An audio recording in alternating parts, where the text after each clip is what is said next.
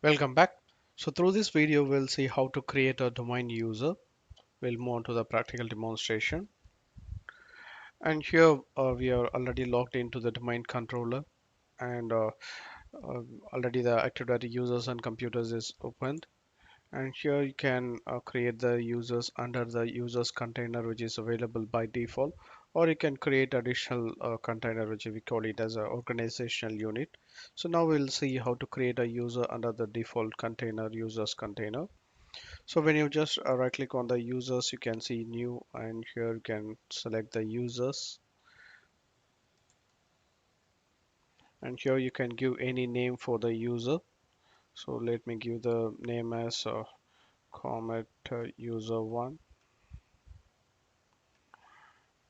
and you can give any initial or last name. So based on your employees name you can give, and also your based on the organization's policies you can define whatever you want, and the logon name you can give Comet user 1, and you can press next, and here you can give the password for the user. And by default in Windows Server 2012 and all the higher versions, so by default the password policy will be applied. The password policy will say that the password should have minimum 7 characters, and the password should be a complex password, which means the password should have uppercase, lowercase, numerical, special characters. Out of these four type of characters, any three type of characters your password should have. And also by default the password age will be 42 days, so which means that the password will get expired in 42 days. And also the password age minimum age will be 1 day. And matching the password policy, so you can give whatever the password you want. So I'm just using three type of characters, so uppercase, lowercase, and the number. And being this user is created by the administrator, and the administrator knows what the password is given. But usually in production environment, for the first time login, they will use a standard password. And once the user is logging on to their computer for the first time, they can change their password. So in that case, this option will be enabled by default.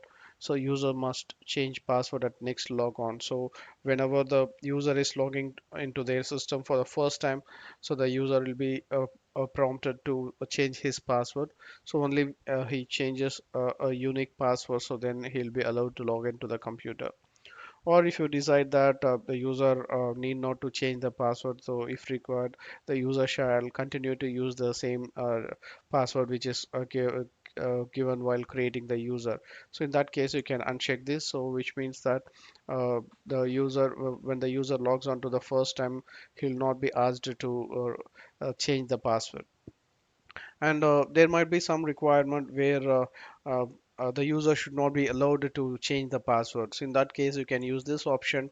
User cannot change password. So when this option is enabled, so user will not be allowed to change his password. And also, as I said earlier, the password policy says by default, uh, password will expire in 42 days. Or if you don't want the password should be expired for this particular user account, so in that case, you can use this option. So password never expires. So for this particular user alone, the password will not get expired.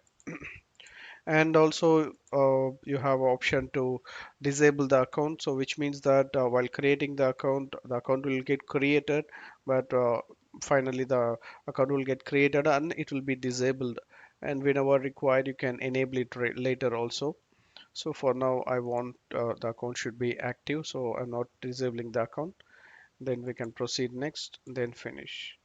And this is how you can create any number of user account in your domain. That's all for this demonstration. So we'll discuss the remaining topics in the upcoming videos. Until then, bye bye.